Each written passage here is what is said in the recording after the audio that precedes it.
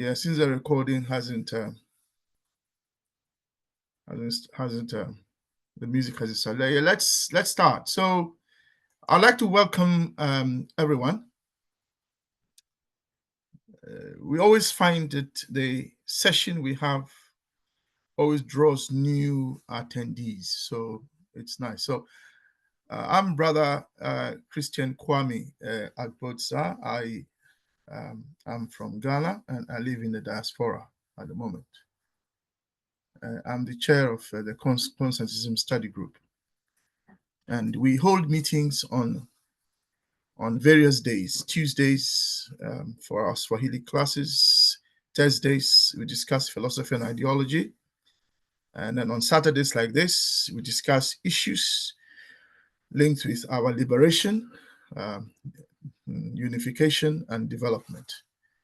So welcome.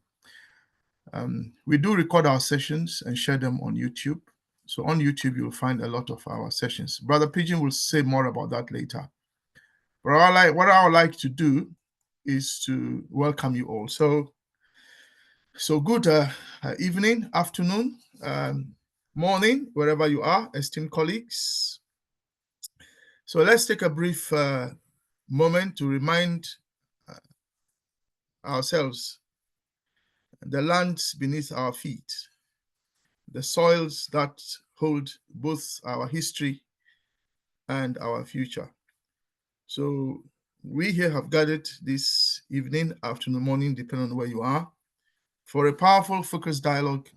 We have about 120 minutes to ignite action on the African mining vision.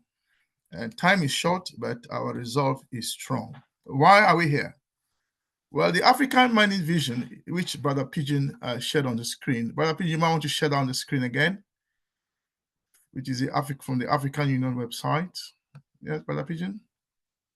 I'd like to share that slide again. So, yeah, so that's the African mining vision. We believe that it is not another policy document that should be collecting dust. We think that, when I say we, I mean those of us here and the Constantism Study Group, we think that is our weapon against resource colonialism and our passport to industrial liberation. You remember it was initiated in 2009. So 15 years after its birth, we still see raw minerals shipped out while factories stand empty in Africa, communities displaced while profits vanish offshore to criminal centers, some of which you are aware of. There's climate crisis deepening as others profit from green minerals.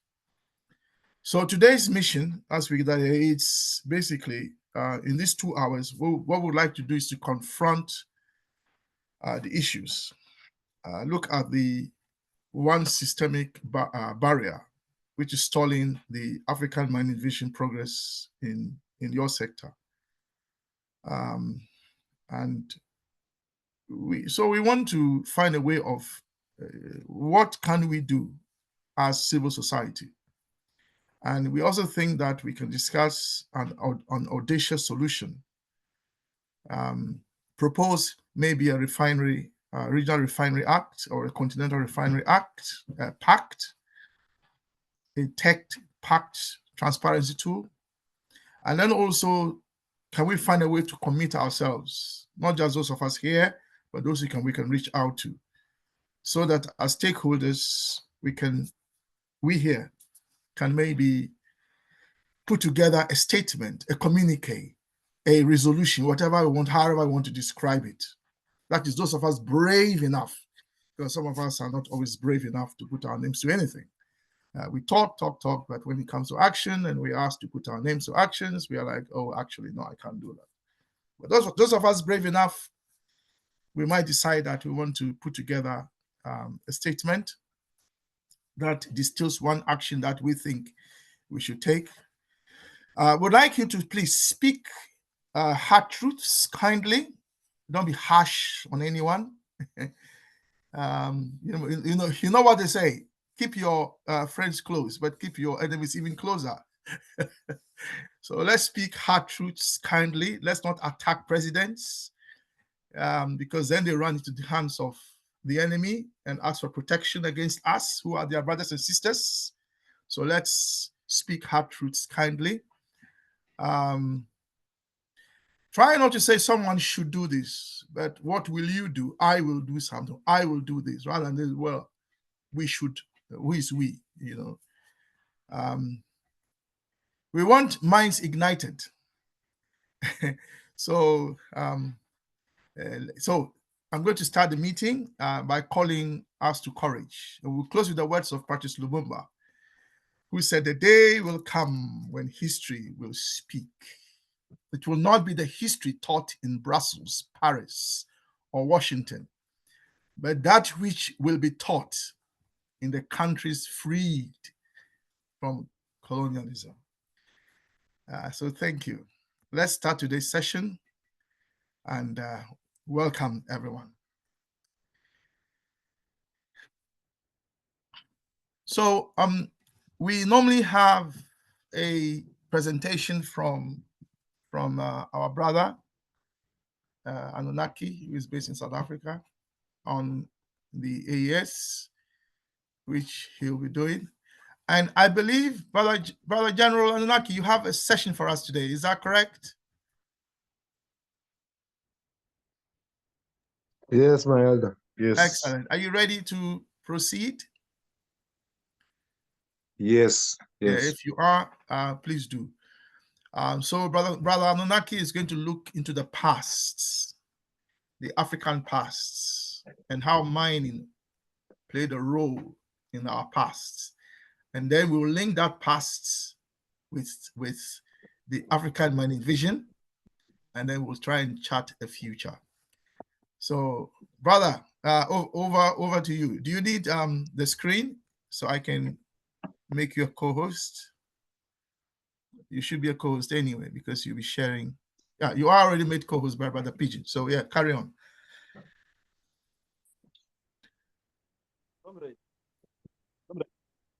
Comrade, I'm sorry to disrupt just a bit. Just quickly, a few seconds. Yes. I find it so amazing that a brother called Anunnaki is going to tell us about mining tonight. This is something amazing. But anyway, I'm gonna comment after listening.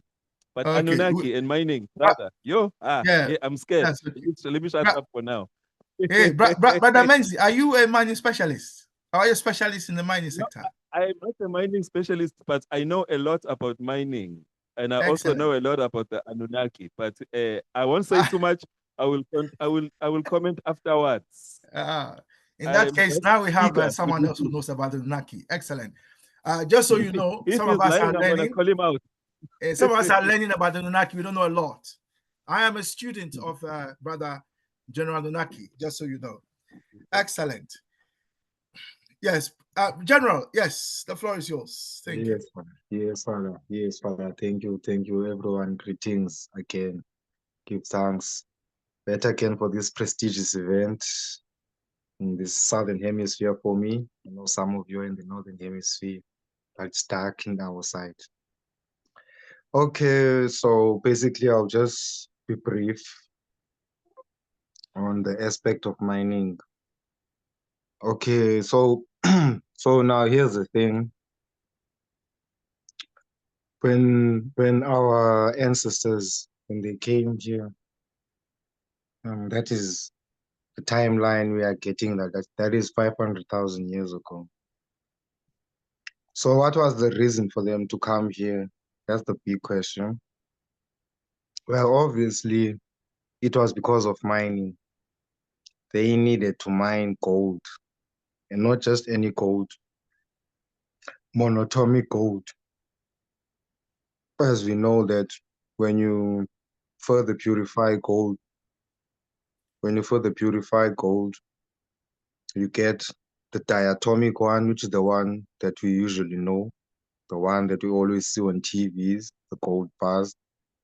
And then you have the monatomic one, which is whitish yellow. Now, this monatomic gold has very special properties that can even so-called do quantum, what is this thing called? Quantum, I just forgot the name, it'll come back to me, but it's where an object in another place, it can be 50 light years away, where if the object reacts here and the same object on that place they will react at the same time. I just forgot what the name of that thing. I think it's quantum resonance or something. But anyway, they needed this material Brother, because is that entanglement? Is that what you had in mind? yeah, thank you, Entanglement. quantum entanglement. Thank you, Okay. Eld. Quantum entanglement. Thank you. So those kind of properties, also levitation, a lot of things. So basically, predominantly what they needed the gold for was to repair the atmosphere of our home planet, which, if you can remember on the previous presentation I made, sorry, I said that when you have a person, when he has time, can search on Google on the NASA files, or you can just write NASA / and then you write Planet X. So that is basically the official name they gave this planet, which is the planet of which we find out that it is the planet where the Anunnaki come from, which is where we come. So now that planet had a problem with its atmosphere. So now they needed to repair that atmosphere because it was resulting in a drought, which resulted in a scarcity of food, which is obviously caused a lot of famine and death, sickness to the peoples on the planet. And so the king scientists, luckily, but I won't go into that detail of Alalu, which is basically the Anunnaki who found planet Earth. But he found planet Earth and he told the head command of the planet, and they sent 50 men to come and find out. And when they find out, really there is gold. And by that time, 500,000 years ago, when our ancestors arrived, gold, there was still what is called alluvial gold. And like gold was such an abundance that time that there were rivers of what's happening in Congo right now. It was like happening almost everywhere in the world, where gold was just running on rivers. And so that when that depleted, and then they had to come to this to the Abzu. The Abzu now we find out that it's Southern Africa. So when we go deeper, we find that in Southern Africa, there's the mines in that area of Johannesburg called Witwatersrand in Afrikaans, which is Whitewater River. Right? Yeah. So around those areas, there are ancient mines there. Those mines date more than 200,000 years ago. Those mines there. So we come to find out these are the mines that the Anunnaki, when gold because when they landed on this place, West Asia, mistakenly called Middle East. They landed on that area when they started to mine. But when that gold depleted on those rivers and places, and Enki, which is the chief scientist, the one who was in charge of the mining operations of the Anunnaki, when he found out there was a large amount of gold in the Southern Africa, that's when they started to mine this gold. And also there are other gold mines, not just in the area of Johannesburg, there are also other gold mines in Southern Africa where it dates more than 100,000 years ago. So now that is the history of gold in relation to humans and what is currently happening today in the mining industry. All this information comes from the first Black people who mined here gold in the world, which predates even the creation of humans, because we know that scientifically humans came to being 200,000 years ago, regardless of how we believe they came about. But if the gold mines date more than 200,000 years ago, which is the time before the humans were in place here in the world, so to say, then obviously there was a sort of another group of entities who were mining this gold because they found tools there, stone tools, shovels. They found a lot of iron, what do you call these things? Iron pickaxes and iron hammers.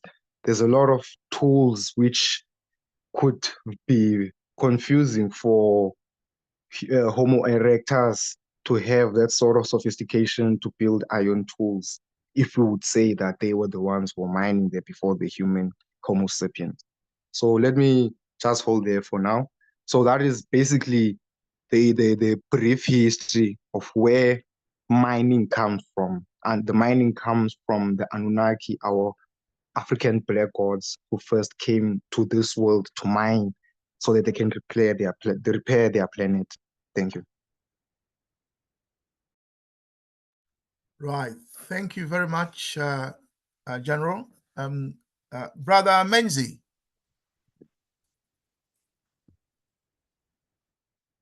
Brother Menzi?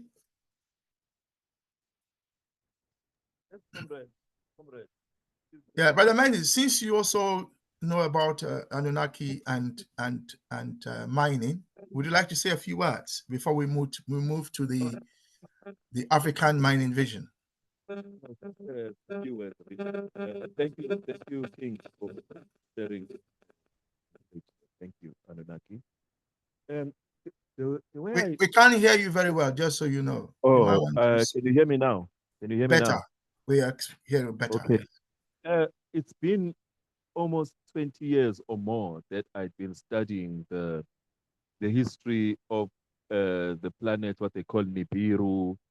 I won't give you a background of myself, but for many years I was a Rasta priest in the Nyabingi order of Melchizedek. So one gets exposed to a lot of information depending on the kind of elders you meet and the kind of people that you meet along the path.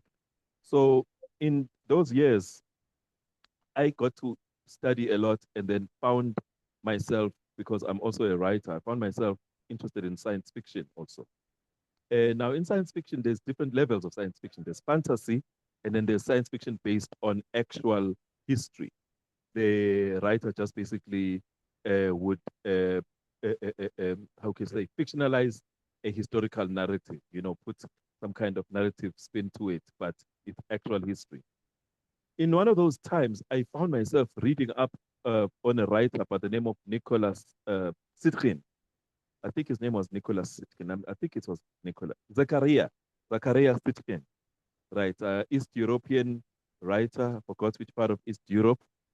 Long story short, I'm summarizing this long story.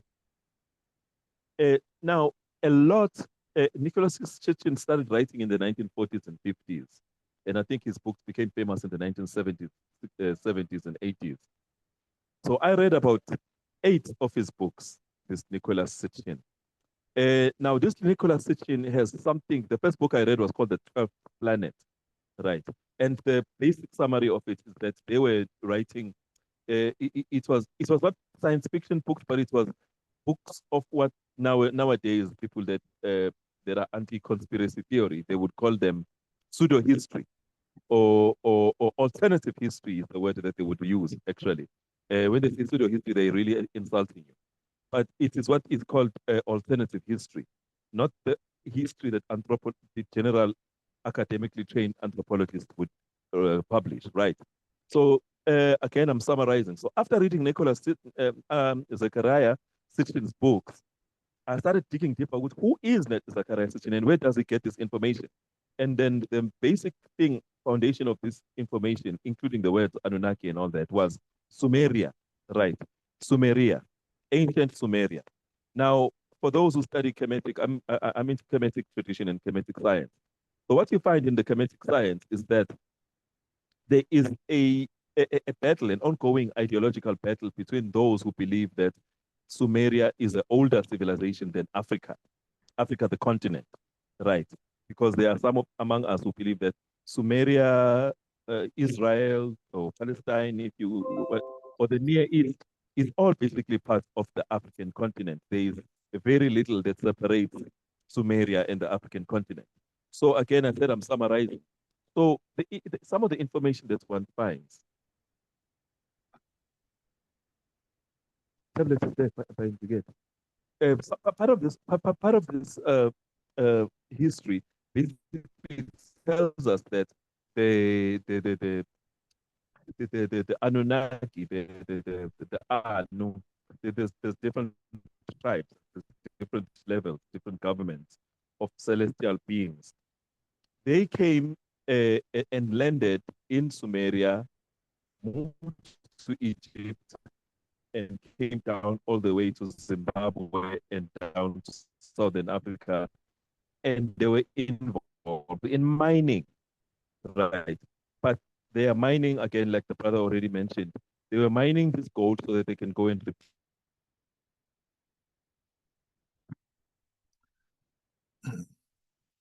Right. But Menzi, your line is breaking. I don't know if it is mine. Maybe it's mine. Yeah.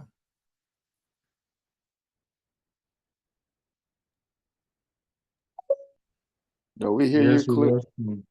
We hear you clear, Christian. Brother Menzi, are you there? Oh, I think he's rejoining. Yeah. So That's Brother all. Menzi, That's all. I yes, just wanted to yes, carry on. yes, sorry.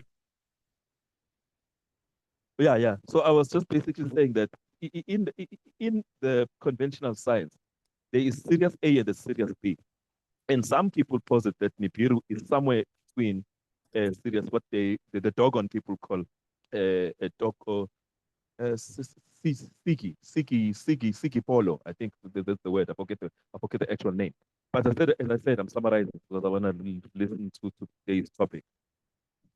The essence of what I'm saying is that some of this information came also via Mkulu Credo Mutwa. Mkulu Credo Mutwa, Vusamazulu Mutwa, writes a lot about the interaction between ancient African people and beings that came from outer space or extraterrestrial space. It's only later when you meet the famous conspiracy theorist by the name of, what's his name? David Icke or David Icke. Only then does it start becoming very much, and he speaks out a lot. There's a lot of videos, him being interviewed, where he speaks about African people having interactions with extraterrestrial beings from a particular planet, blah, blah, blah. But anyway, as I'm finalizing, finally, what happens is, now, my hypothesis about all these theories, because I know that some people amongst us, a lot of black people, they speak about these things as actual facts. And the reason why African people resonate with these theories, I'm calling them theories on purpose. The reason why we resonate with them is because in our ancient history, collective history, there are actual stories about some of us, not every clan, not every nation. There are some of us who are said to have come from the north, or some say the north. No, it didn't mean the north, it meant up. Right, it meant up there, up in space, beyond the stratosphere. Right. So there's various stories. No, Abanye, I don't want to tell you right now because I only know these stories in isiZulu and isiXhosa and some other languages. Even in Zimbabwe, they speak about Musikavanu coming down through a long rope from the heavens and lowering men down onto the earth through a long rope, a ladder, or something like that. So there are various stories. That's what I said. In conclusion, I just wanted to summarize and say, we need to actually have a proper, maybe a whole session, not just maybe half the presentation. We need a whole session to unpack these stories because some of them have elements of truth in them, but some of them have element of Eurocentric pseudo history. Some of them are really our stories. Some of them are stories that Europeans have taken from us and spun them out of proportion in order to create certain kind of narratives that may serve us and may also be detrimental to our progress at the same time. So I am saying that we must tread carefully when it comes to some of these stories, not all, but some of them. including Mkulu Credo-Mutwa. Not everything that Credo-Mutwa said was actual fact. He says in his book that it's folklore. Some of it is folklore, some of it is legends, some of it is actual history. So we take them with a pinch of salt. Me, I take them. So that's all I can say about that. But the source of it was Zechariah Sitchin, who wrote in the 1940s. And then before Zechariah Sitchin, there was H.G. Wells, who was writing about Mars and writing about extraterrestrial contact and all that. But yeah, lastly, I'm sorry, comrades. Here in Southern Africa, I was in an Uber the other day, and I was with a Stwana brother, and I was with a Pedi brother, and a Venda brother, where I took my car for service. But we ended up talking about mining. And the main thing that we were saying was that it's only the Venda people in Southern Africa who have an indigenous word for gold. Every other nation in Southern Africa, we don't have an actual word for gold. The Zulu say igolide, others say something else. The Batswana say haunda. But all these words are derivatives of the English word gold. It's only the Bavenda people who have the word for gold. And the Bavenda have a history of mining gold.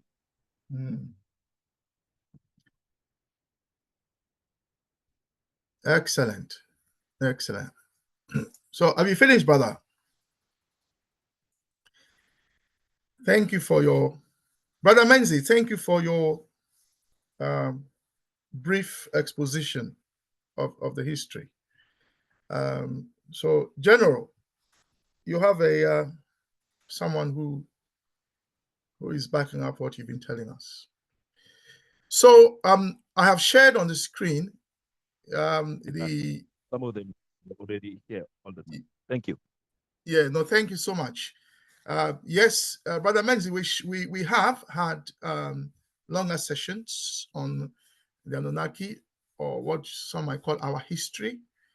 And because we are talking about mining, we invited brother, who is one of us, to then present on the Anunnaki. So from what we've heard, we can conclude that gold mining has been part of the African history as far back as we can remember.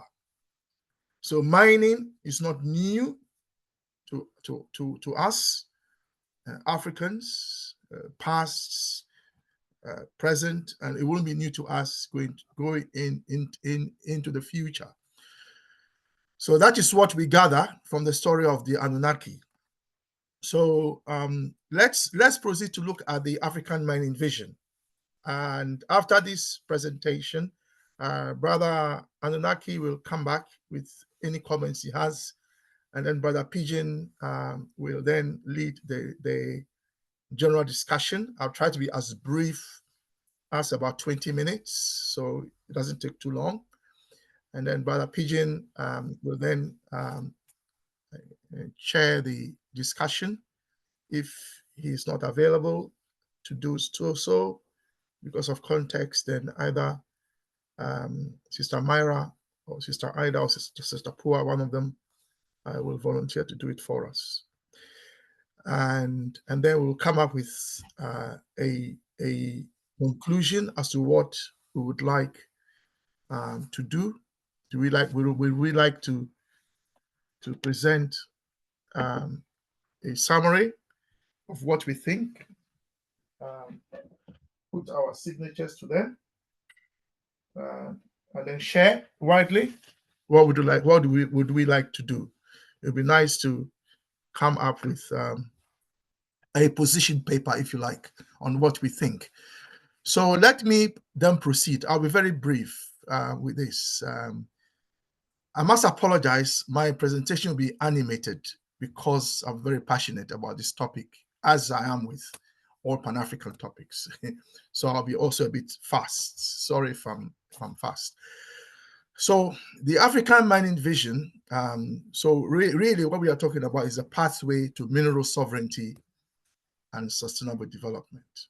And as Brother Pigeon shared with us, it is part of the Agenda 2063, and the African Union, which is ours, even if it's funded by enemies, is still ours, has its roots in the OAU, therefore to the Pan-African fathers and mothers. and Nkrumah and others.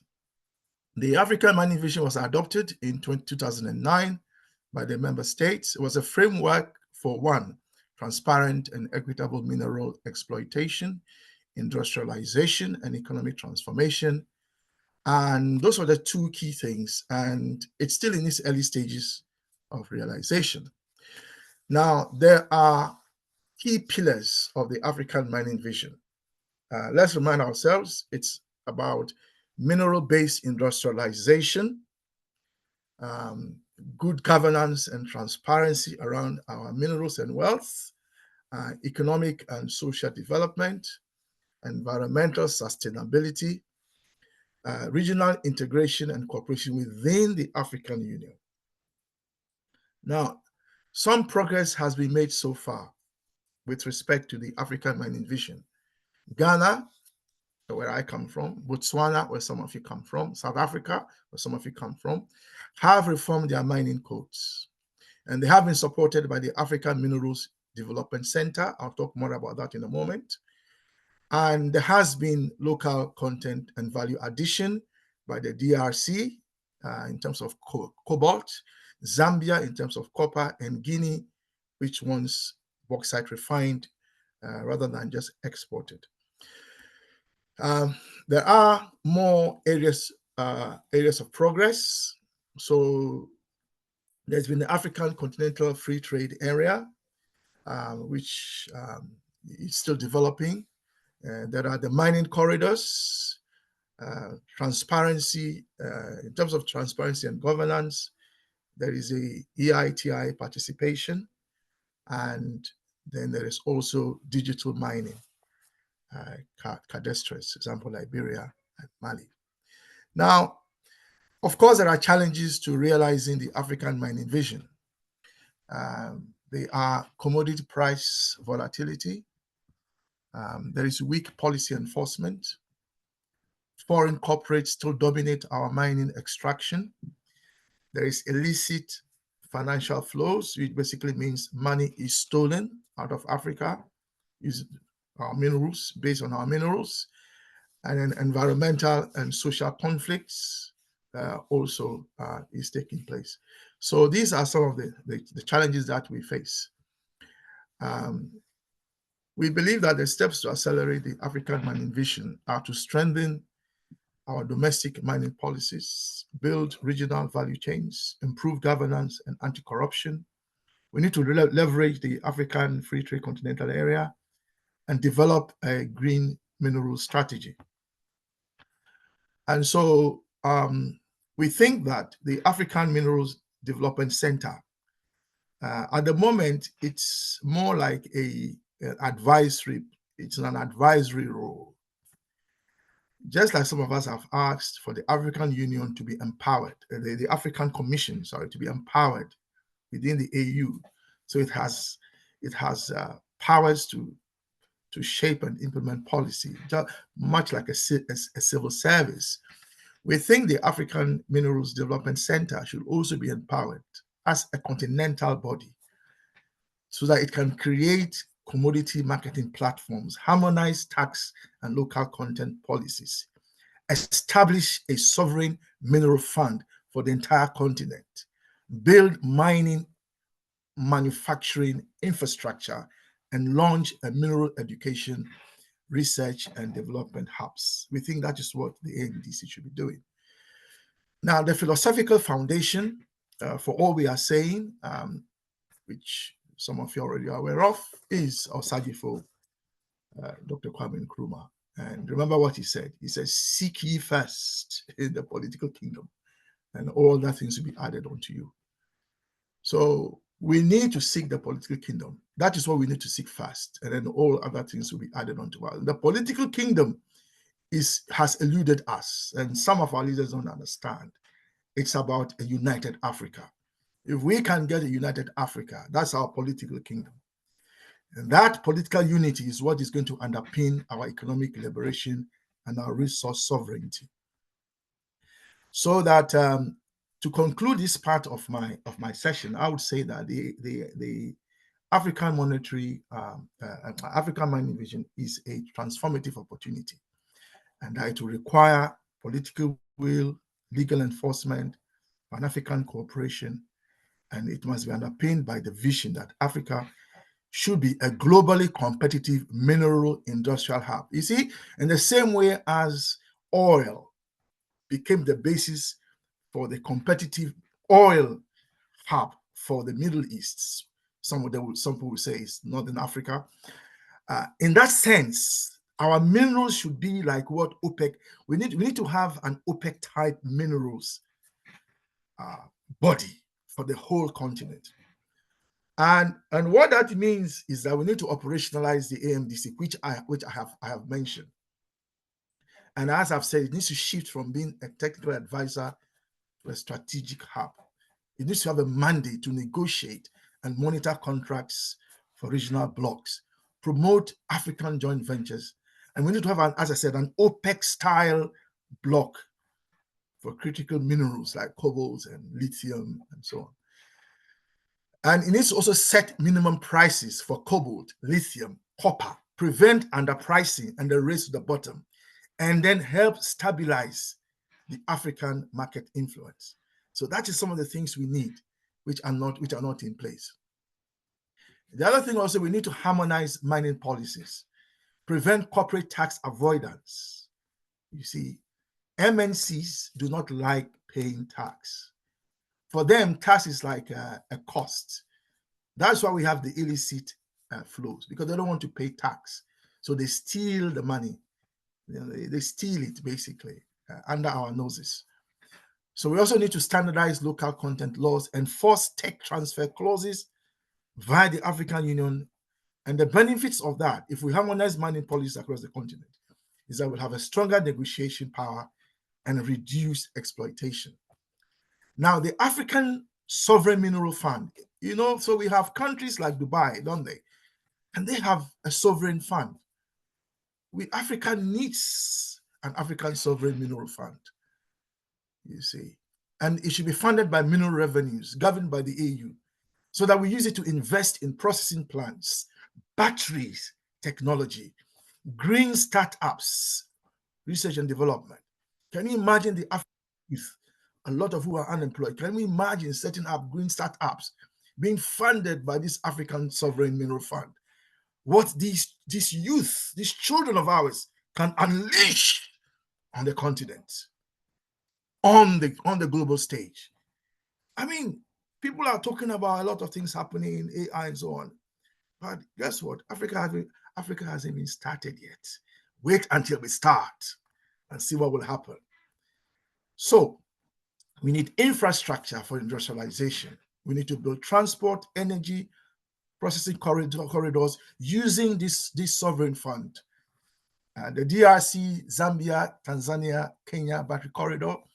These are examples, so that we are shifting from extraction to export. One of the criticisms of China is that it has joined the extractive industries. It has become an extravicist.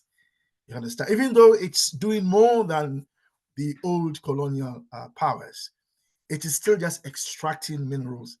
We need more than that. That's one of the criticisms of China, despite the fact that they are more supportive. They don't meddle in our governments.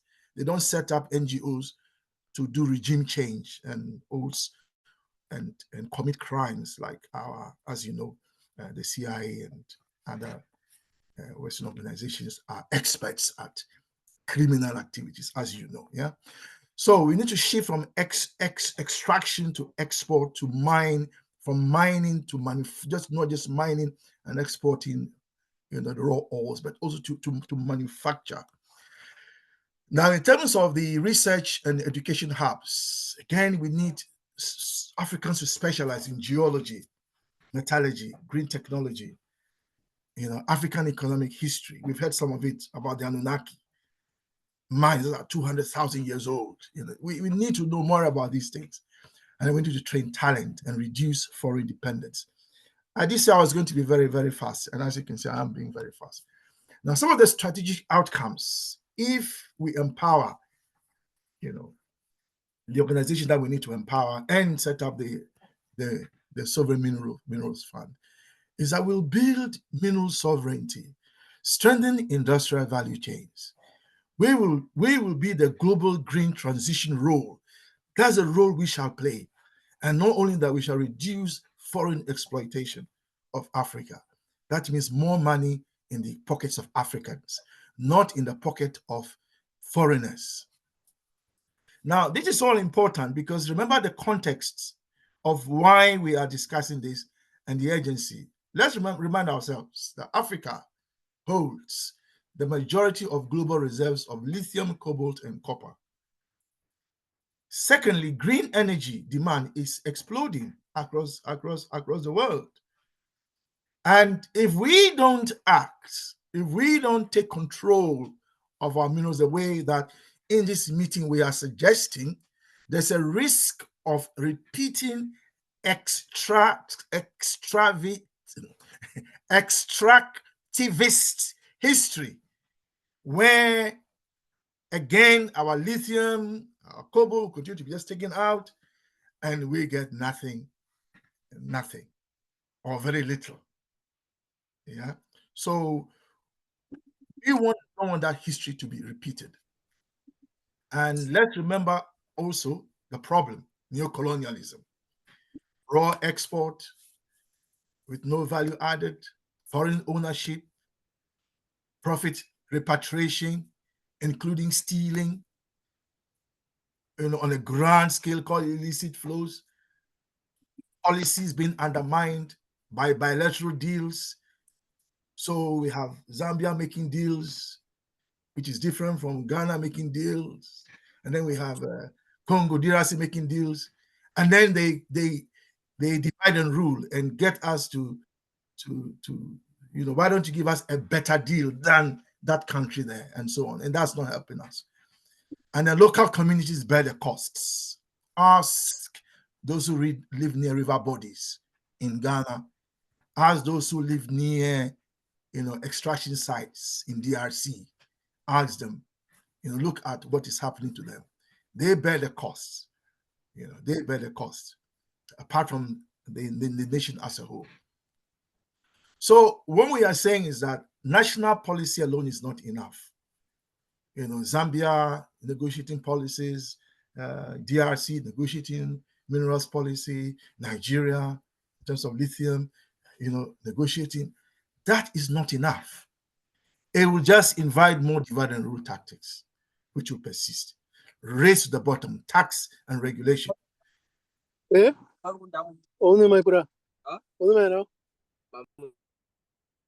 Sorry about that. Yes, I will soon be finished.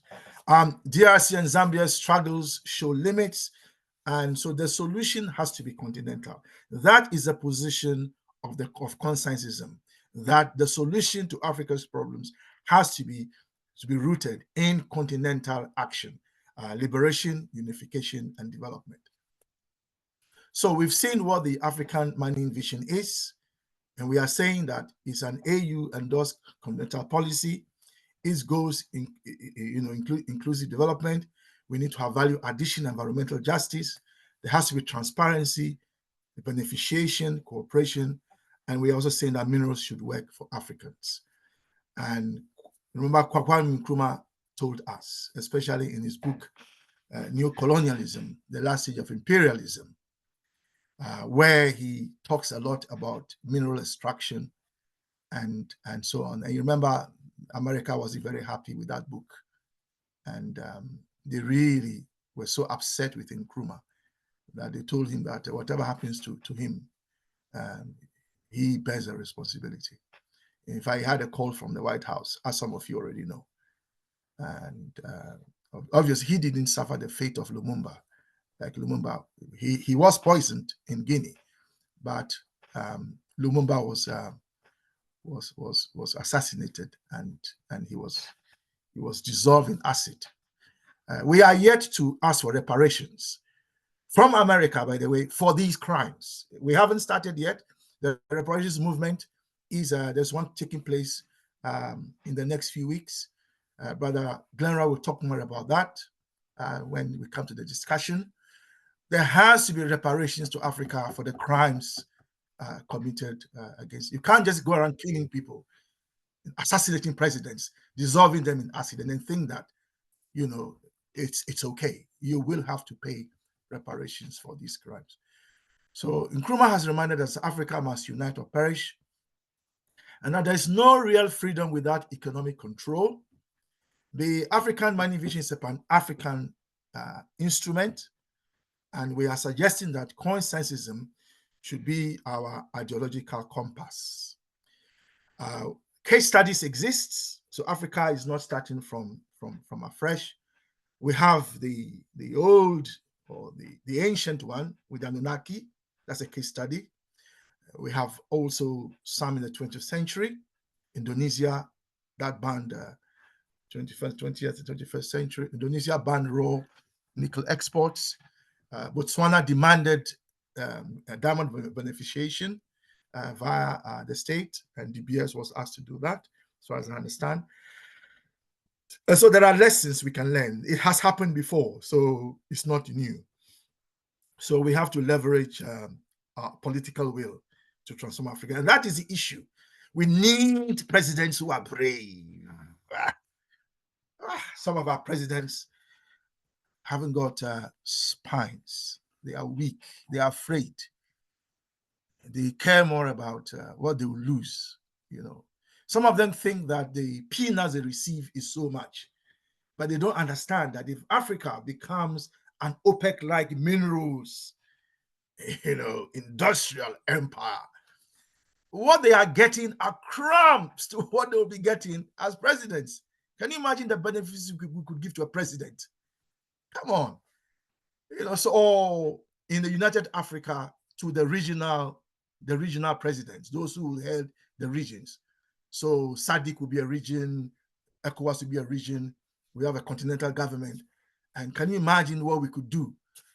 So we need to encourage them to please put some steel in their spines and stop being afraid. Maybe follow the example of Traore and stop stealing and killing and abducting children, youth, young people who are just demonstrating.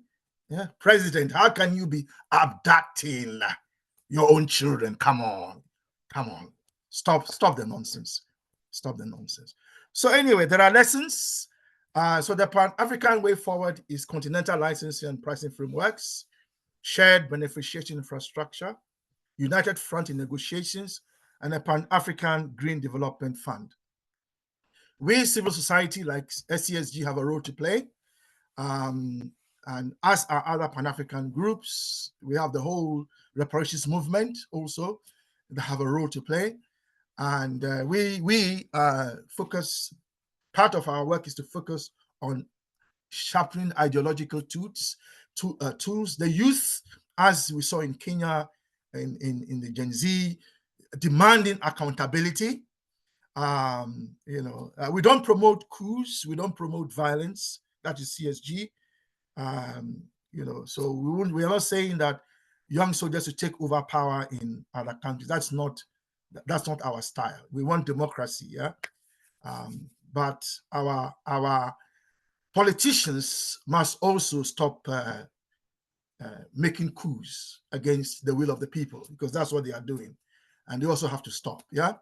So the youth should be demanding accountability. We must link activism to policy change. So civil society, this is what you need to be doing. Yeah. My final thoughts are that if Africa fails again, others will just profit from us. Yeah. The wheels of neocolonialism will not stop. The world will just keep carrying on, even if we fail. Right? Thousands and thousands of years, we have failed to unite. We have failed to. If you look at our history, throughout the Middle Ages, even the time of Greece, when we were educating the Greeks, we didn't unite. We didn't unite. And then came the Middle Ages and the supremacy of the Christian church. Africa didn't unite. Then came the post, the Renaissance and then the Enlightenment period. Africa did not unite. Eh? Now, then came the post-colonial period, where then we had the Africans like Nkrumah, Marcus Garvey, before Nkrumah, and so on, calling for Africa to unite. And we still haven't united. Some of our leaders have fallen asleep behind the wheel. So if we fail, others will profit again. It's not just for a moment. This is our mineral moment. And Pan-African unity is survival. Thank you. So that's my presentation. I'm happy to put the slides back on when the chair asks me to do so. So, Brother Pigeon, I'll hand over to you. Yeah, thank you. Thank you very much, Brother Kwame, for being brief. Brother Kwame, can you hear me? Yep. Yeah, I love your presentation on your slides. Thank you for that. I'll see you somewhere said.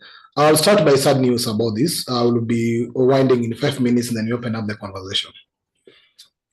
Just recently, it's believed, and there's a news I'm reporting from the Face Africa, how the DRC Congo and the US Mineral for Security deal is taking shape. And it's believed in the report here that the Mineral for Security agreement between the Democratic Republic of Congo and the United States is gaining momentum following a recent proposal by President Felix Tshisekedi to US President Donald Trump. It goes ahead and says, I don't know if it can open, it did open that, but I have a link of this access, is that, of course, the US is now, is here. Let me just read it fully before I give it, I stop sharing. It said that in March 2025, President Tshisekedi expressed his openness to a partnership with the United States of America centered on the development of critical mineral, provided that America engagement will contribute to improving security and suppressing insurgency in the region. In fact, President Tshisekedi says, and that's where I want to end, is I believe the US has the ability to apply their either diplomatic pressure or sanctions to ensure armed groups are kept in check. So here is a situation whereby one of the president is exchanging mineral with peace, and peace probably from the West. One of the very recent examples that we need to learn from. The next thing I'll go to list is very briefly, is about the report that was shared some time back. I've shared it before. It's on war on want, but I'll be focusing on the exact mapping. So I'll just read this briefly. It take me 1 or 2 minutes. So this is the map of most of the minerals in Africa. So from Western Sahara, we have Kane Energy. These are for rail companies in Africa doing the mining. So we have Kane Energy, we have Hague and London Oil, we have Premier Oil, we have San Leon Oil in West Sahara alone. Sierra Leone is having so many companies as well. Amara Mining, Burkina Faso was having, I think they have chased them away. Mauritania is having many companies. Mali is having the companies here. Benin, Nigeria, Niger, Cameroon, Chad, Ethiopia, Djibouti, Somaliland. Kenya is having many of them, and including Talo Oil. Sudan has one. Tanzania has so many of the companies here. These are all foreign companies in Africa. DR Congo, Congo itself, Uganda, Senegal, Cote d'Ivoire, Liberia, Togo, Guinea, Ghana, Equatorial Guinea, Gabon. All these companies and these countries are being exploited by the West. And these are companies actually from the West or the East, as you want to call them. Most of the mineral present here include oil, gas, gold, silver, diamond, ruby, beryl, amethyst, emerald, potash, nickel, cobalt, manganese, lead, iron, copper, zinc, uranium, platinum, titanium, chromium, palladium, thorium, and tin, titanium, bugs. All these are minerals that are being taken out of Africa. And that's where we come and ask ourselves, what's the way forward as Africa? Can we continue be suffering in poverty while those who take our resources make their places so-called green to us so that we go there and actually enjoy our resources in their country? And what do you have to take forward? Brother Kwame has presented a very important position if you have to synchronize our mining resources. You realize many countries have their own sovereignty in regards to minerals, so they open up their agreements with the rest. But if there's something we believe in terms of conscience in the matter, the key asset matter that we have as a continent is the land. And not only the land, is what is beneath the land. Now, if Africa has all this, there's a research I read somewhere that, if I can be able to recall it, that Africa actually control an almost, let me check the value of the oil just briefly. There's a value of oil validation of what Africa is having that I'll just read very briefly before we open up, because it's believed that Africa itself has mineral resources that are close to, let me check it. Just give me a minute. I'll get you to that. Yes, it's here. We have mineral resources equivalent to, where is it? Just a minute. Yes, I'm getting it. Yeah, so the net worth of the African resources believe that Africa hold around 30% of the global mineral reserves. And it said that revenues from just 4 minerals alone, copper, nickel, cobalt, and lithium, are projected to reach $16 trillion globally over the next 25 years. Only 4 of them, cobalt, copper, nickel, and lithium, is projected to reach $16 trillion globally over the next 25 years, with Africa's potentially earning over 10%, which is 1.6 trillion %, boosting the GDP of Africa by 12% by 2050. And if you look along, major of these minerals include cobalt, that is actually 60% produced in Congo, and Congo alone produces 70% of the world cobalt. We have platinum, which is around 69%. South Africa alone contributes 75% of the reserves of platinum, and 20% of gold, which is probably coming from West Africa.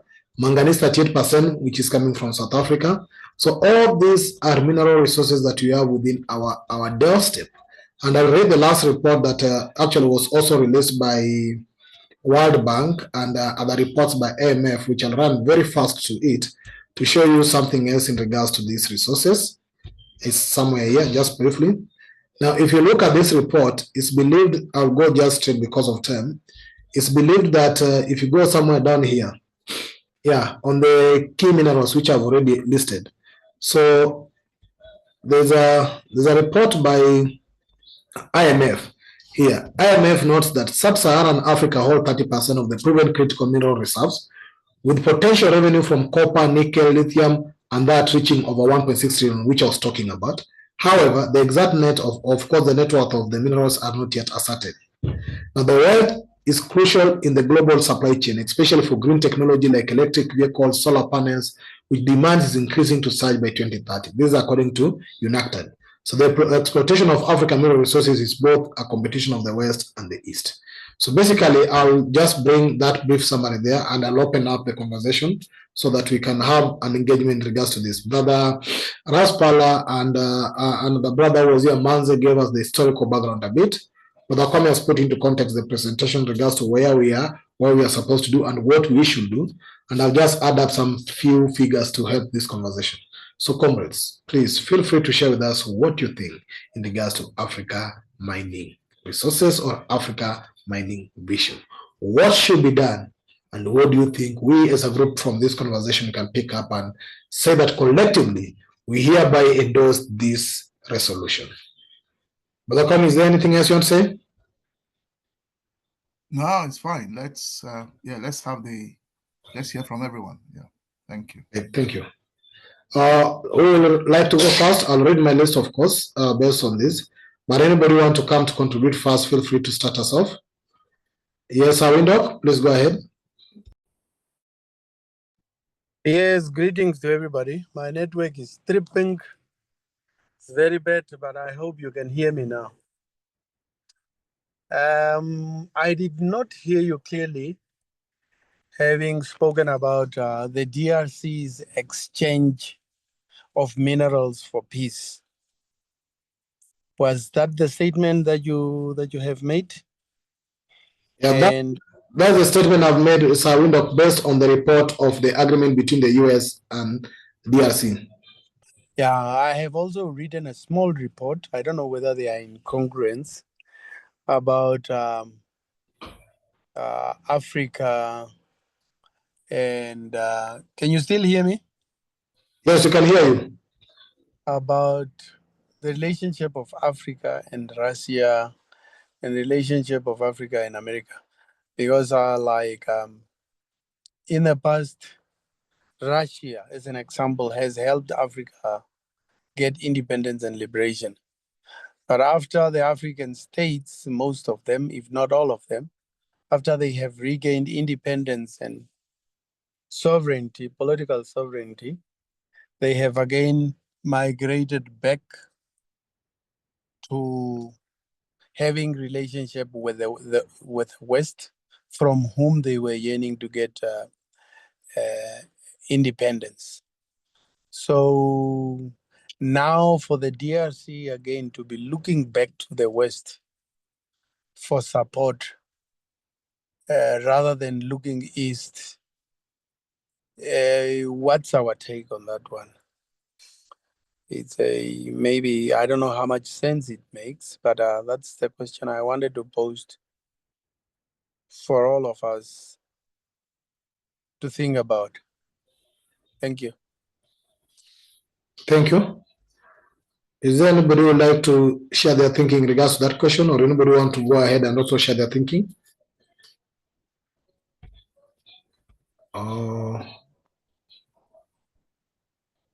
Let me check. Angela, do you want to say something?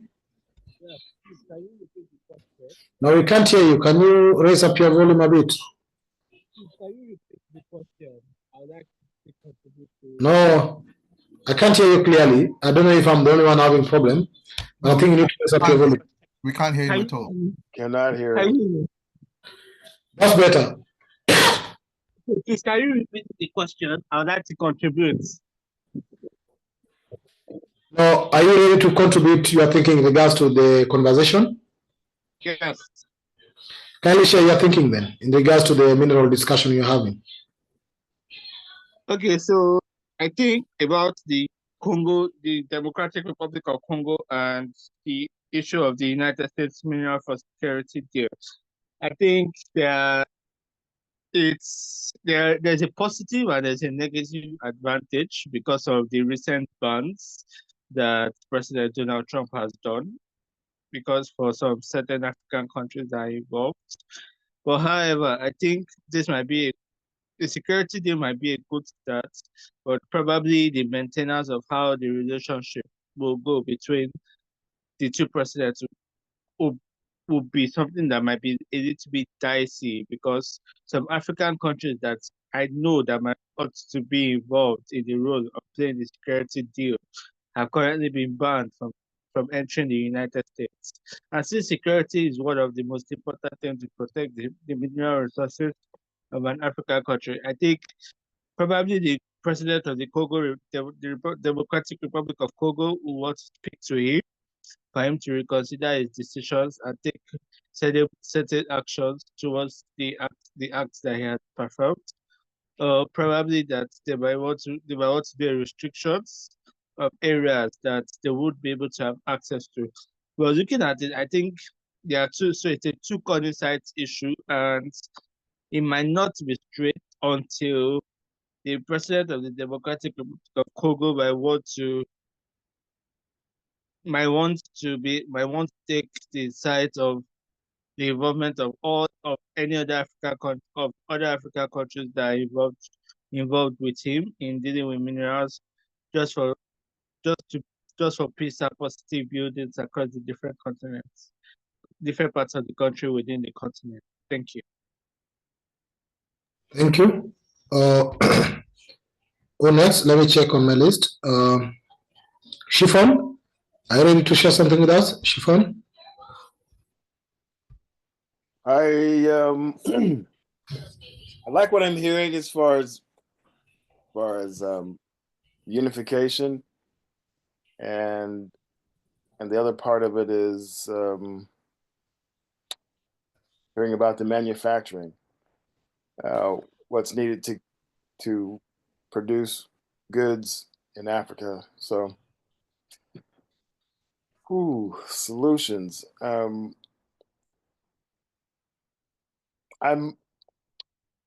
What I want to do is just produce a document or two to attract investors, to attract money, to see how it can be, distributed in different ways, for hospitals, schools, transportation. And I mean, the growth that, like you mentioned, is just, it's going to be amazing. But it's going to take a lot of work. I have said that statement that we didn't want to say, but I'm just encouraged to keep trying.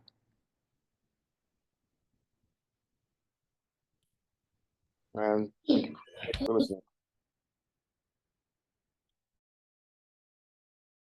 Phone, are you done?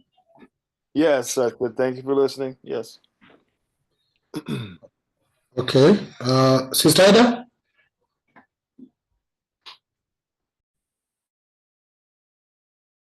Sister Ida? Hello, hi, yes, thank you. To be honest, I'm not sure that I have anything at the moment to contribute. I was really shocked at how Ghana seemed to deteriorate with gold mining.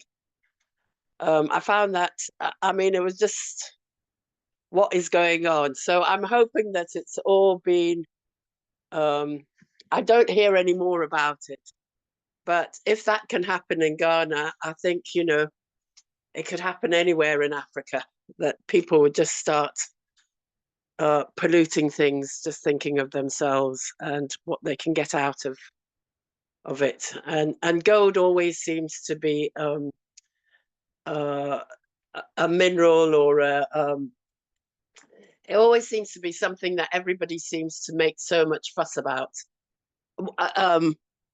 Because they get so much money out of it. So I don't know where I'm going with mining and gold and stuff. I'm pleased that we have minerals in Africa, and I wish we would look for to do other things with what we have, especially things like, I don't see how the Chinese could have just managed to do solar and become almost the chief people of making solar panels.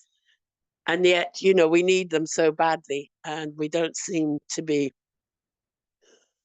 working towards that. So, what can I say? What can I say? I think I'll say thank you and leave it at that. Thank you. Thank you. Thank you, Sister Ida. Sister Tapua?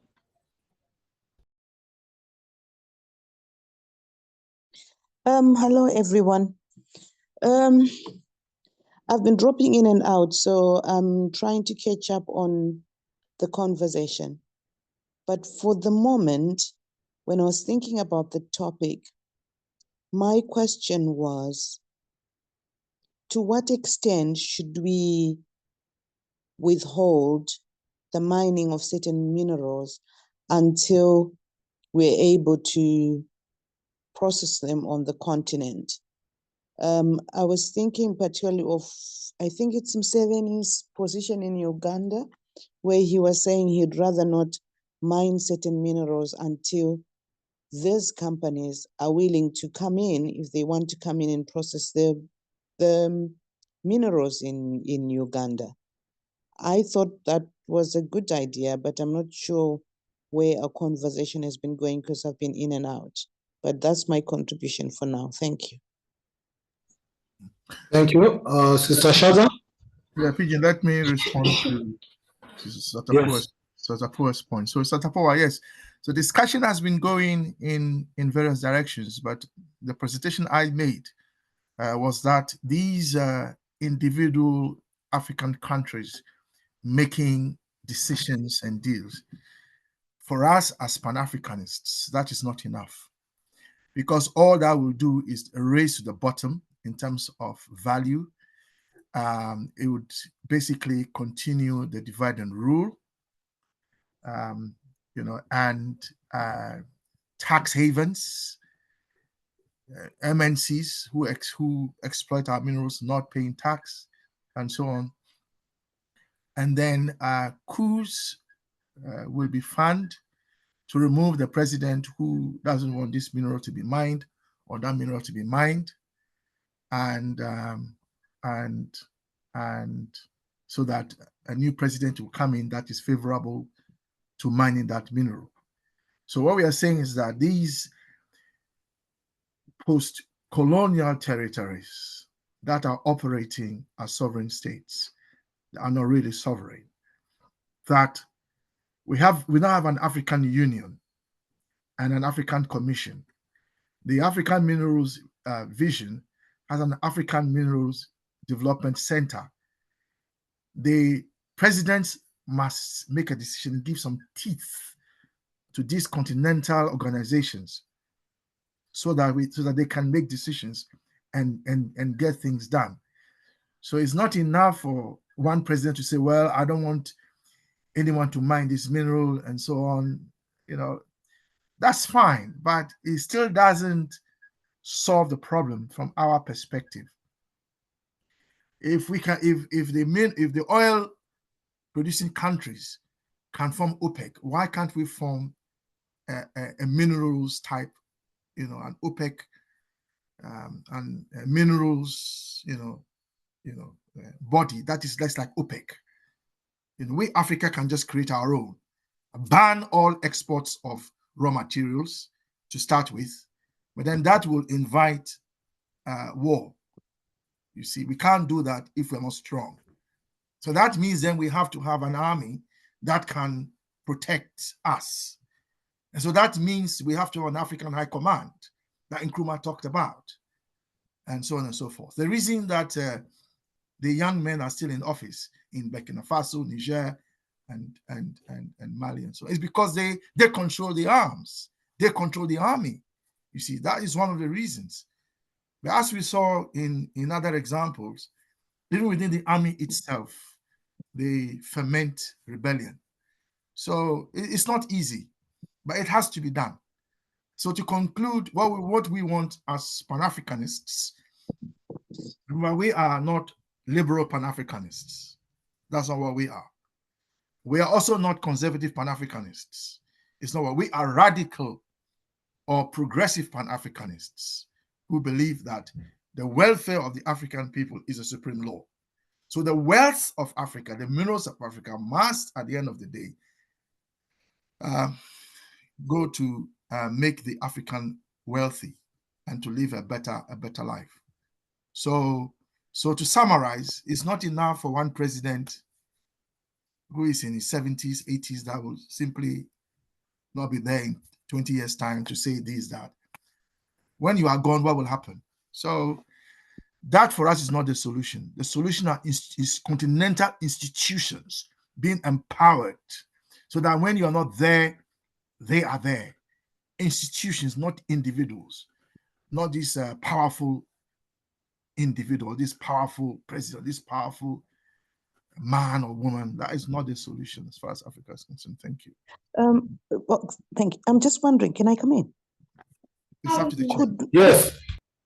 Could we therefore say that Africa's position should match what Museveni is suggesting? Because then we are confronting all the companies as an African continent and saying, whilst we are not in a position to process them ourselves yet, we can actually stand up and say, we need them processed here. Yeah. So we need to find a way. Yeah. Mhm. If I can come in. So if you look at the slide I've put up, it's saying that the AMDC should move from technical advisors to a strategic hub. Our minerals should be the basis for industrialization. So the vision is an OPEC-style block for critical minerals, lithium, copper, and cobalt. And these become the basis. So, for example, we have lithium battery producing factories on African soil, rather than just exporting the lithium outside. Whether it's the Chinese, the Germans, it doesn't matter, but it should stop going out. So the answer is yes. But as you know, Museveni does not believe in continental government. Okay. Let's get to Sister Shaza.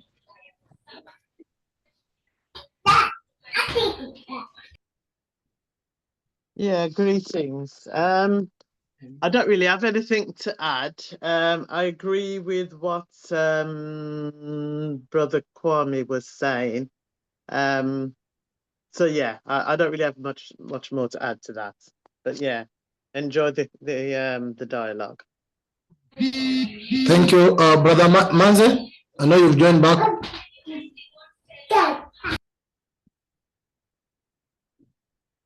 I have nothing to say at the moment. I just love the points on the slide. Operationalizing the AMDC, that's all. But I've got nothing to add at the moment. But we should follow the Sahel. We should follow the Sahelian example. All I can say for now. Thank you. I think it's a critical conversation that we need to engage even as we engage moving forward. Is that one? There are people saying we don't have the potential to exploit the mineral resources. But again, look for example what Dangote did in Nigeria by the oil refinery.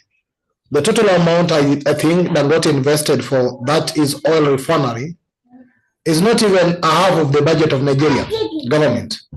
So basically, even if you have to say that we don't have enough resources for us to invest in our own countries trying to manufacture our own mineral resources, that's not true.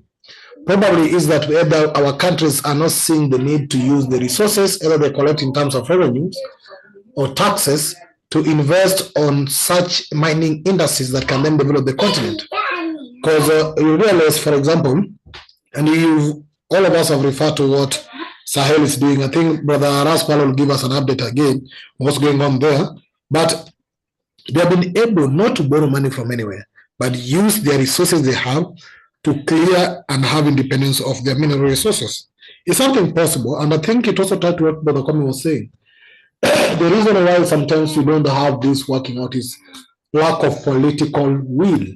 And you've seen where there's a political will, there's a way, and people are celebrating. Look at what Libya did with their mineral resources. Look now what is Burkina Faso is doing and other countries are doing with their mineral resources. So what stops us from doing it for ourselves? That's a key question here. Brother Kwame? Yes, Brother Pigeon. Yes, what would you like me to add? Yeah, I mean, look, Gaddafi was a military man.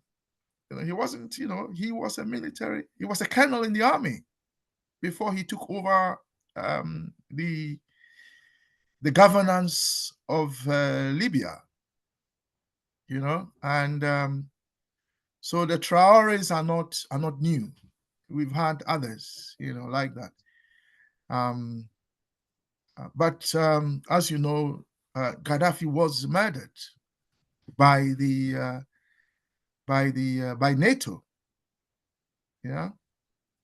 because unlike Russia, that is strong and can face NATO boot for boot, they pick on people who cannot defend themselves. They are like bullies. These people, aren't they? They are like bullies. They are like bullies. They take on people that are not strong, and then they bully them into submission. So they tried that through Ukraine to Russia, and Russia resisted. And Gaddafi was in Russia, and as you know, Gaddafi gave up his nuclear weapons, his nuclear program, and then they moved in after they lied to him. Then they moved in and assassinated him, killed him, and so on. So even if you are a soldier, they can still murder you. So what we are saying is that the only protection for the African who would like to transform Africa, the only people who can protect you, the only people on this planet that can protect you are the African people. Only we can protect you. We will hide you in our bedrooms. We will feed you from our farms. We will move you from here to there if we need to. Only we can protect the leaders. So they keep running to the West. So the example you have shared with us, Brother Pigeon, you shared the example of the president of DRC going to America and saying to America, you know, why don't we have a deal? And then, you know, somehow then the gangs will stop and so on and so forth, you know. But Katanga is in Congo. Brother Coco is not here. Is he here yet? Brother Coco gave us a whole session on the white malice, if you recall. And he shared with us how, you know, what they did to Patrice Lumumba. So Katanga is in Congo. The president must know what happened to him. And the fight in Congo over the minerals between East and West. How is that going to be resolved if you have a deal with America? I don't see how that is going to resolve anything. It will just fuel. It will just fuel the contest, in the sense that if America is there, you know, what will America do? America will protect American interests. And so it would try to restrict minerals to the other regions, you know, what we call the BRICS region. You think the BRICS are going to sit down and let America dictate everything in the DRC Congo? It's not. They're also not going to fund new groups, you know. And so this whole thing is not going to work. You know, this agreement with America to protect or to give them protection to loot, because that's basically America should be unable to loot without competition. It will not work. It will not work. So what we are saying is that the solution is for the African Union to empower our own continental institutions like the AMDC. You see, empower them as a continental body, create so that they can create commodity. I'm reading from the slide on the screen. So they can create commodity marketing platforms, give them the power to harmonize tax and local content policies. So when they say the tax is this, it's banning on everyone from Morocco to Swaziland. Nobody will say, well, we don't agree. It doesn't matter whether you agree or not. That is a decision, you go along with it. What you want doesn't matter anymore. It is what the continent wants that matters. Yeah? Establish a sovereign mineral fund. Build mining, manufacturing infrastructure, and launch mineral education and R&D hubs. That is what we are suggesting is a solution, not making deals with thieves, not making deals with entities that don't have your interest at heart. It was one of these commentators who said that, according to one American commentator, he said that it's dangerous to be America's friend, yeah, but it's fatal. No, it said it's dangerous to be Americans' enemy, but it's fatal to be America's friend. And being America's friend is not going to help any African country. Those guys are just interested in America. And they've said it anyway, make America great again. They're not interested in the children of Congo. They're not interested in the fact that our water in Ghana are being poisoned. And those guys are not interested. You know, they're not interested. They're just interested in making themselves wealthy. Okay.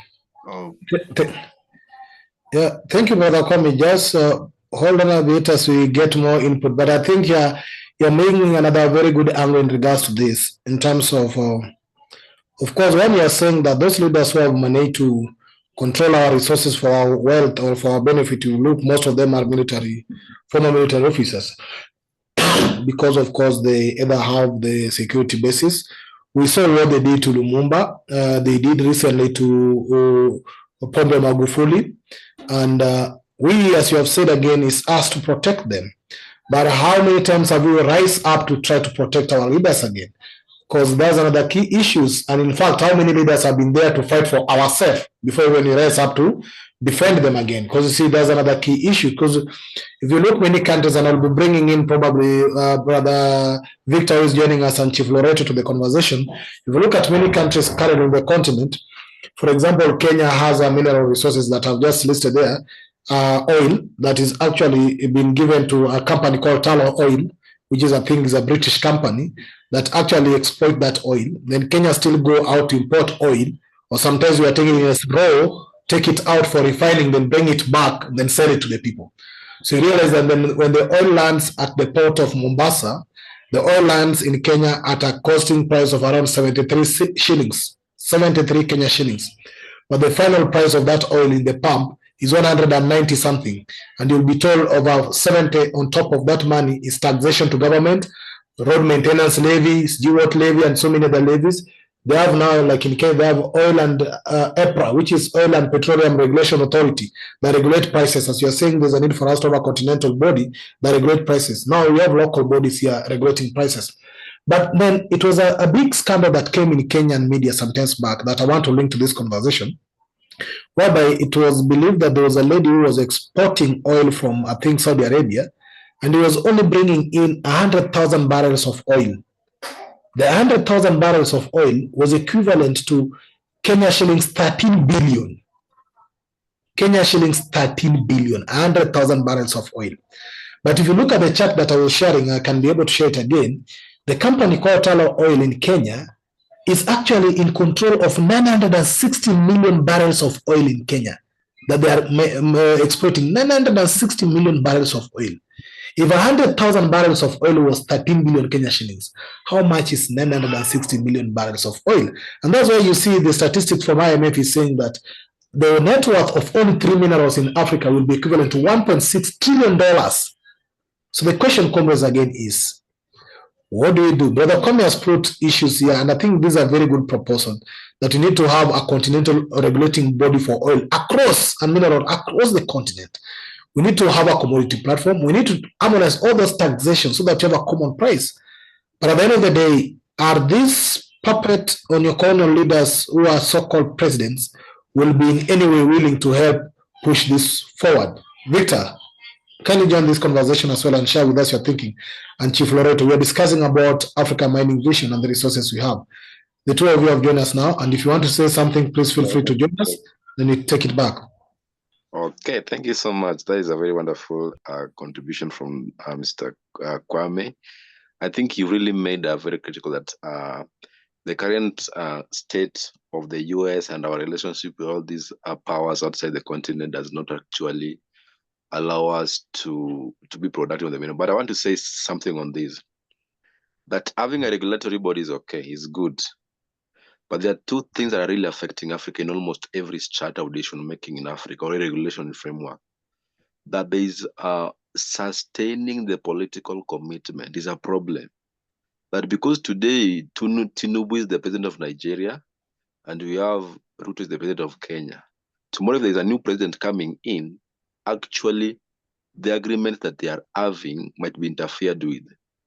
So we are seeing that the mineral resources in Africa, like if we can able to sustain political commitment and then also bring declarations that are being given by all, because we can have a regulatory body declared, yes, that we're going to be a regulatory body in Africa, we declare that, but there's no legal commitment or legally binding agreement.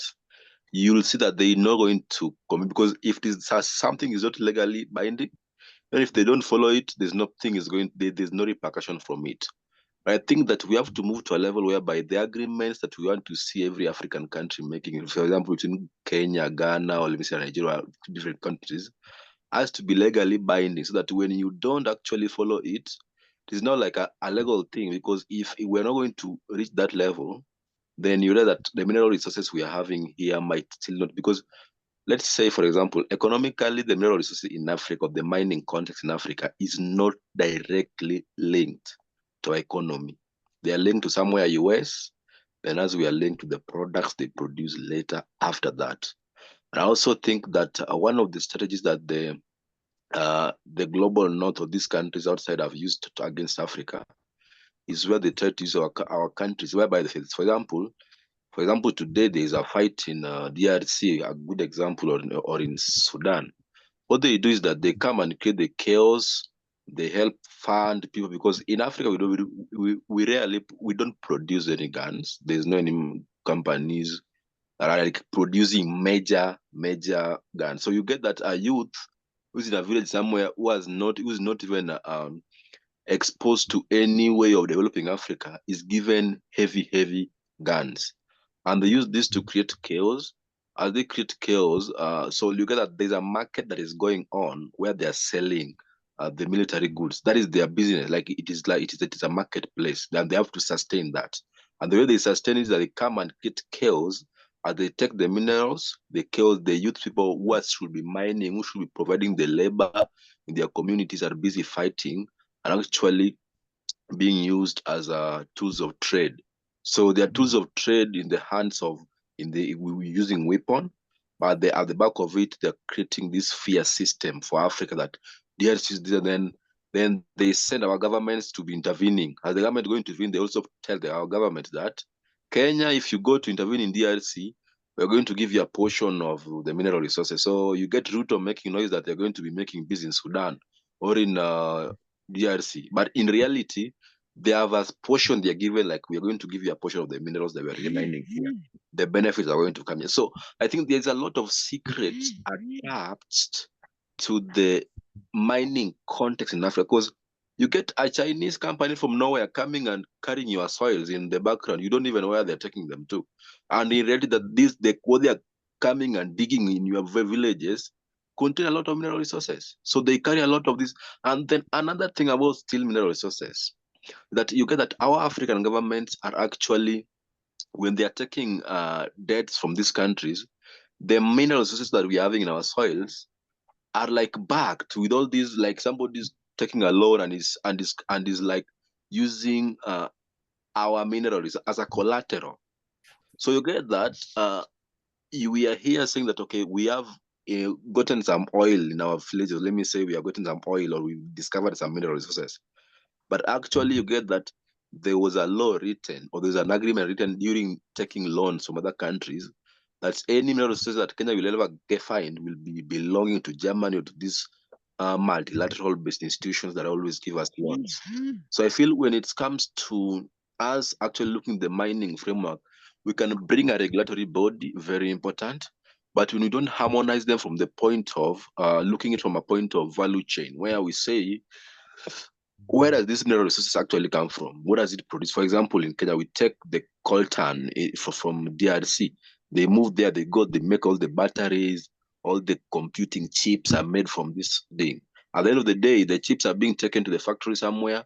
They're using, if they're coming back here, they come as laptops or old computers which are given back to Africa as an e-waste.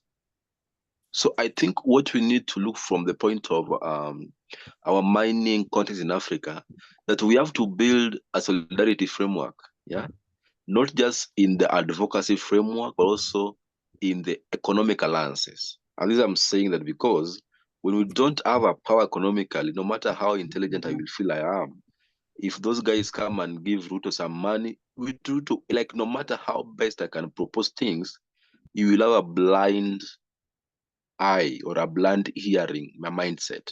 So what I think as Pan-Africans we are called to actually bring into play, number one is we must bring a framework that will sustain the political commitments of this president, because tomorrow Tinubu will not be a president. Tomorrow we will not have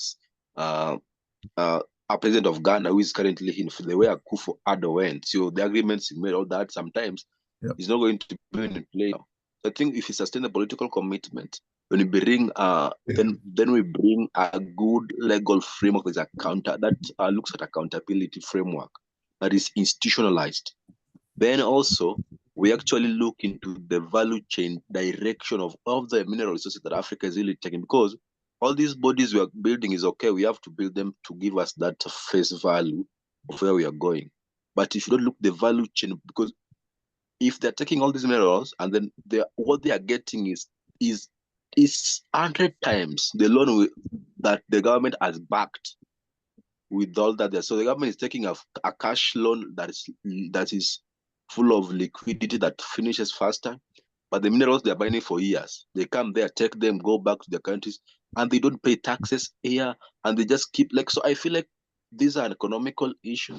Also, the nature of the minerals in Africa is so many that even if they're using their war propaganda machine to actually distract our government. Our government is also a tool to trade. So there's more to it. But I feel like we are also responsible to actually bring these things into place so that our people will understand that if the government is going to intervene in Congo, what is their interest? Are they part of the people getting the minerals, or are they people just going with their genuine heart of bringing peace to our African people? Yeah. Okay. Let me just stop there for now. Brother Kwame? Yeah, brother, thank you for your extended contribution. But if I may summarize what you're saying, in effect, is you're describing neocolonialism. You see, and that is the problem. So you are describing the problem for us, and then you've suggested some solutions. What we are saying as CSG is that there has to be a continental solution. It's not about what Kagame does, what Museveni does, what Mahama does, what Traore does as individuals. It has to be a continental solution. We need a continental government. And that's what we need to fight for. It won't just happen. Neocolonialism, as you've described, brother, is not going to disappear unless Africans fight for it. Thank you. Thank you. Thank you so much. Thank you for that. Sister Tapua? Yes.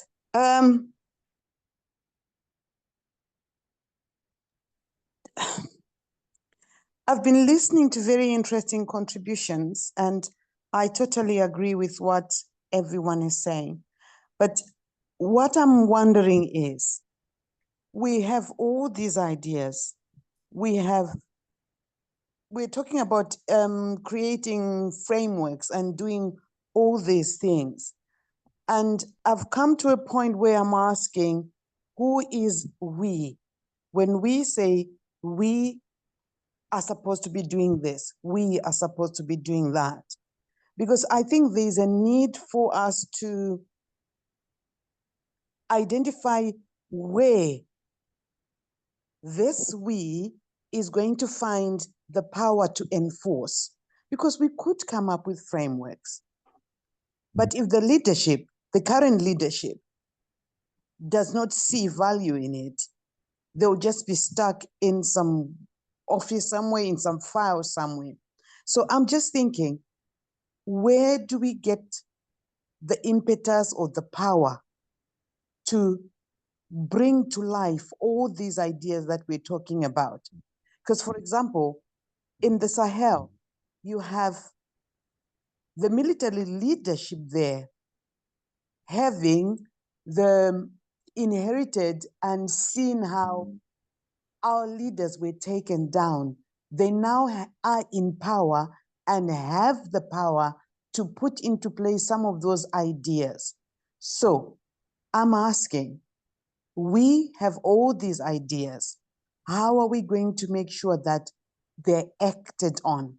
We need to get into liaison with some kind of leadership, some kind of source of power somewhere that is going to help us see this through. Thank you. Well, I think that's the biggest and the most important part of this. We have ideas. We have analyzed the problem. We have come up with a proposal and solution. How do we move it forward to action? Brother Kwame? Well, to answer Sapua, I have suggested that those of us in this meeting can issue a policy paper. Doesn't have to be long, 1 page, and say that we are calling for A, B, C, and D.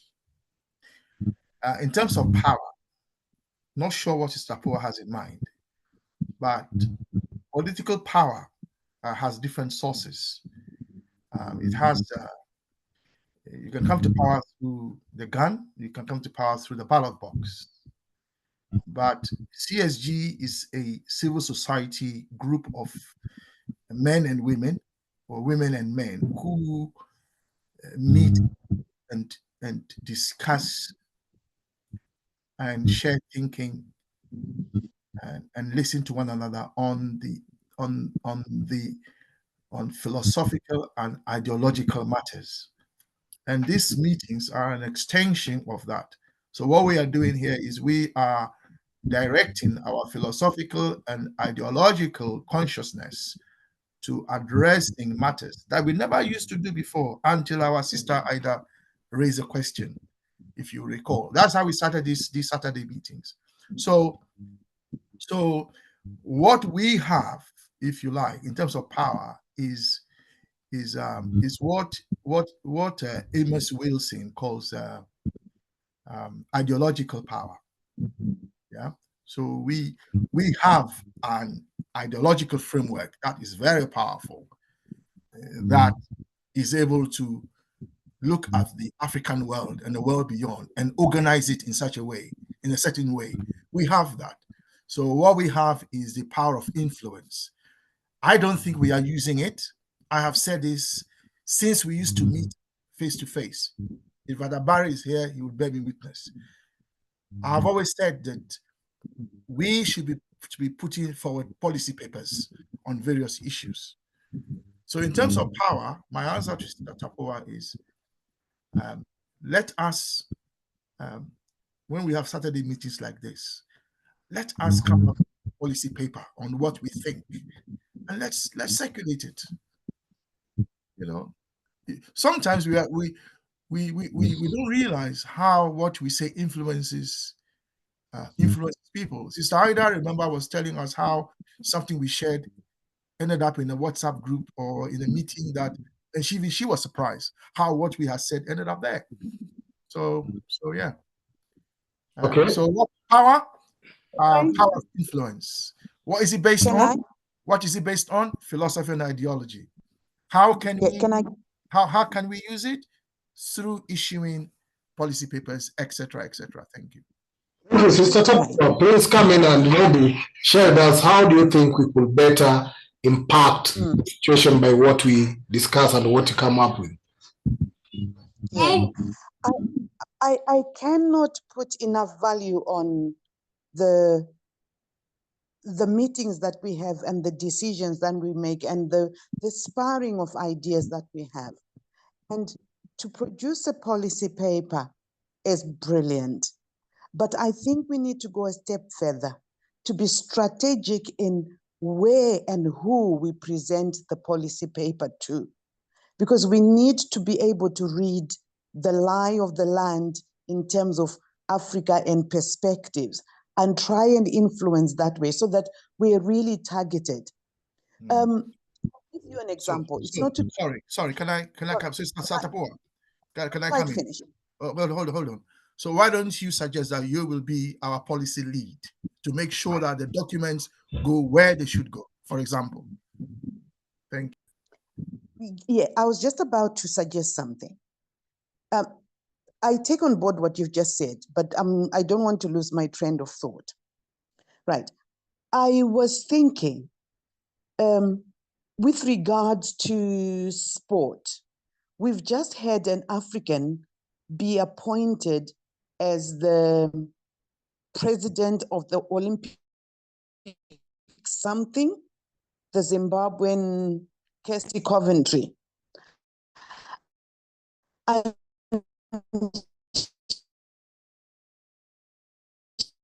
Sister Tapoa, we are losing you.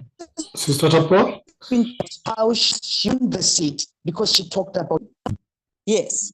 Can you hear me now? Yeah, Hello? Now I can hear you. All right.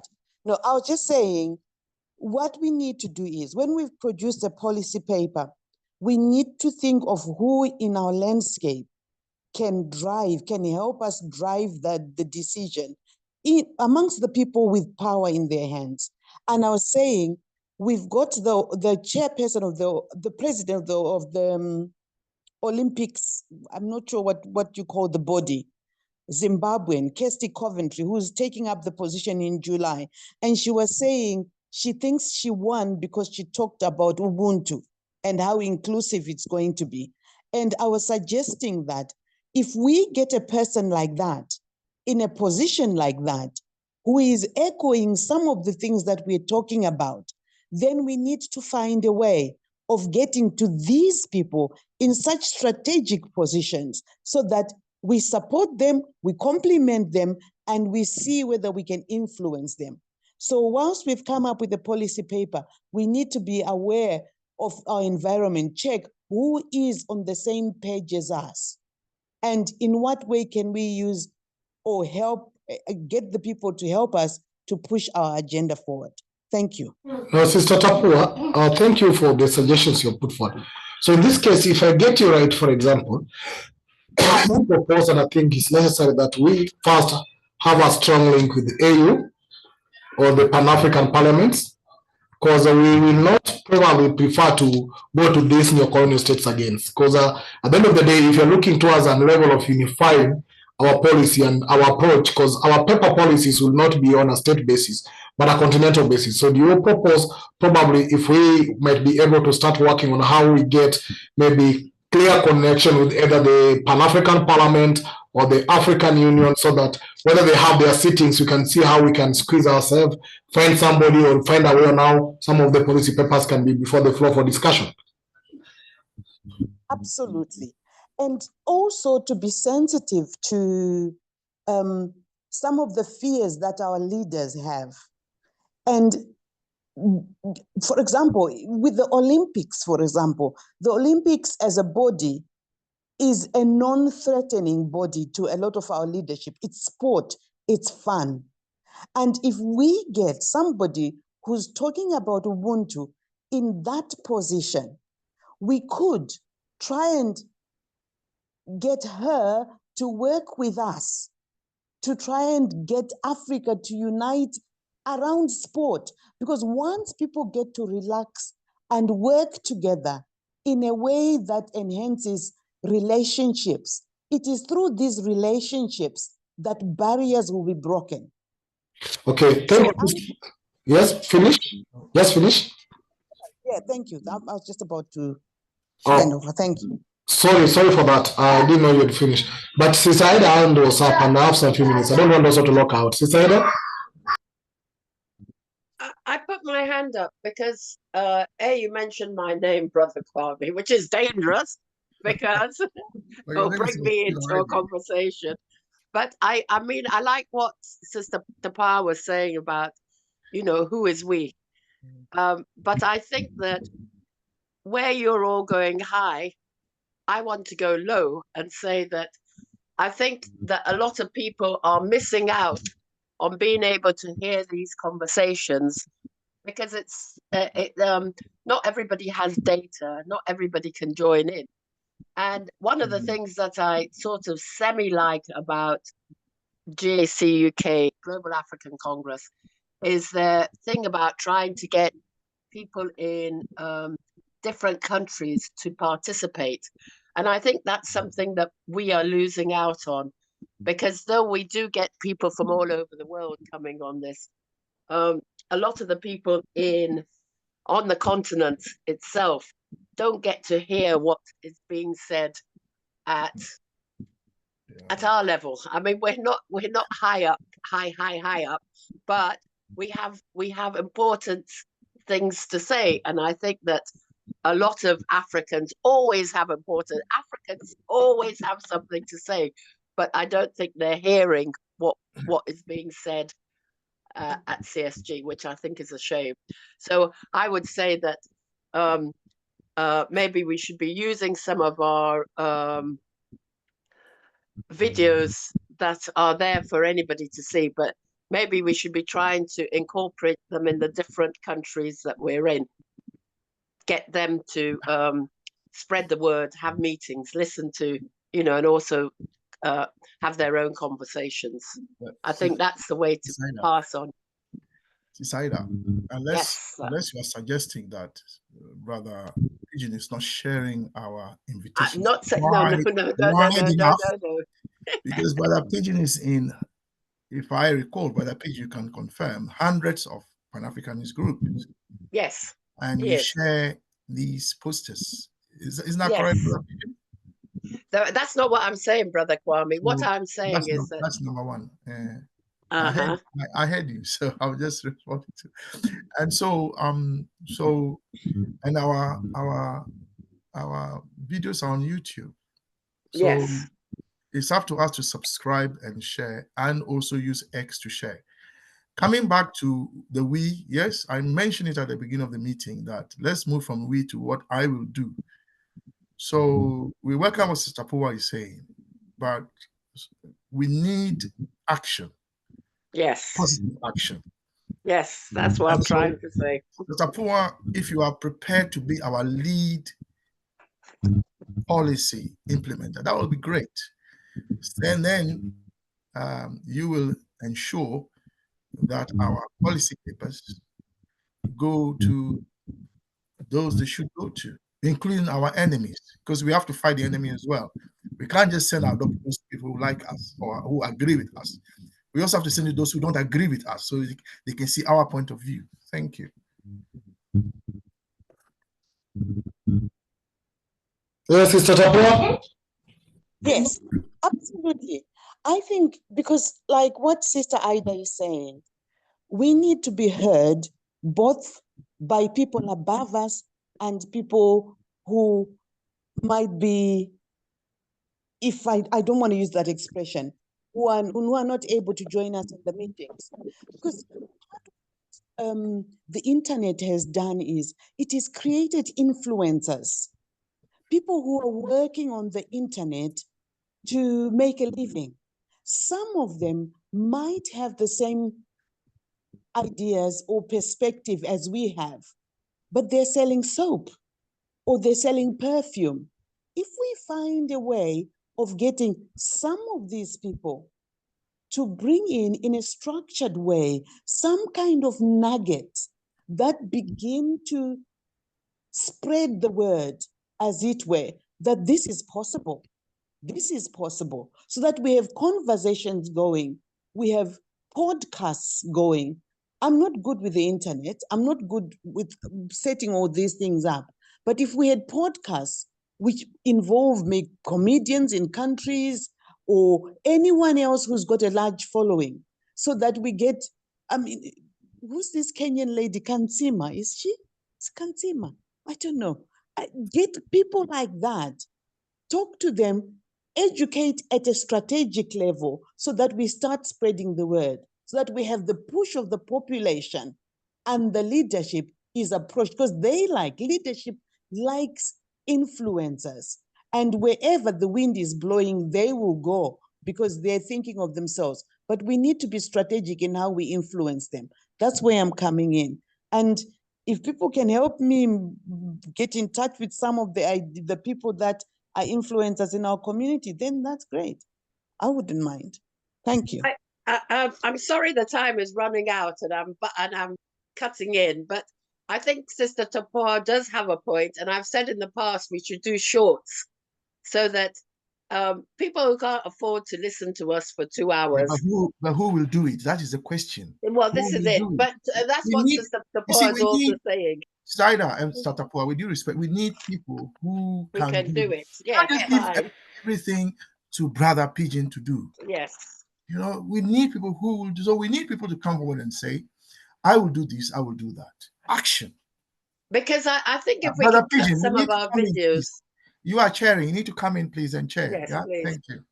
Okay, thank you. I was silent a bit to... Oh, I can see you are with the... I was silent a bit to allow the conversation to flow. Yeah, that's okay. Of us to get ideas coming out. One thing that is very clear is that we accept the presentation has been sent. The way forward and the solutions that have been proposed is also comfortable with majority of us. What we're discussing is how can we make more impact to the what we discuss? How do we reach out to policy decision makers, policy bodies, and how do we ensure that the ordinary citizens in the continent are involved in this conversation? So I think those are very key aspects that are coming out. They're positive because they're trying to build us to the direction that once we accept that what you're doing is very powerful, is very important, but how do we scale it up?